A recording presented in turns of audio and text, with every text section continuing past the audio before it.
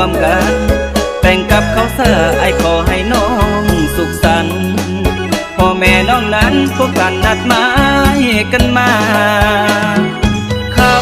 ผู้บ่าวเมืองนอกบ่แม่นกระจอกเขามีแต่เงินดอลลาร์เขาสิมาขอก็ให้น้องแต่งกับเขาซะบอกแค่นคำลากับน้องคนดี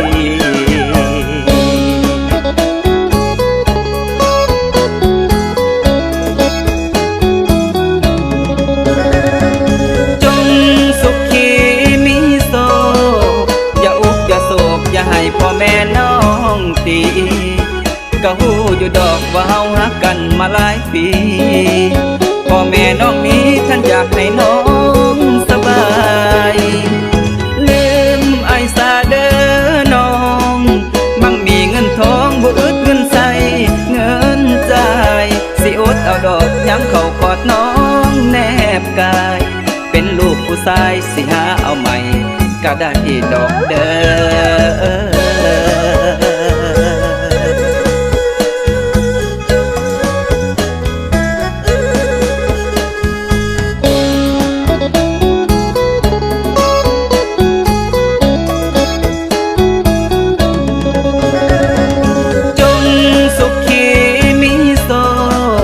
อย่าอุกอย่าโศกอย่าให้พ่อแม่น้องตี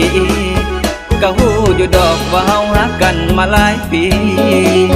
พ่อแม่น้องนี้ท่านอยากให้น้องสบายลืมไอ้ซาเด้อน้องมั่งมีเงินทองบ่อึดเงินใส่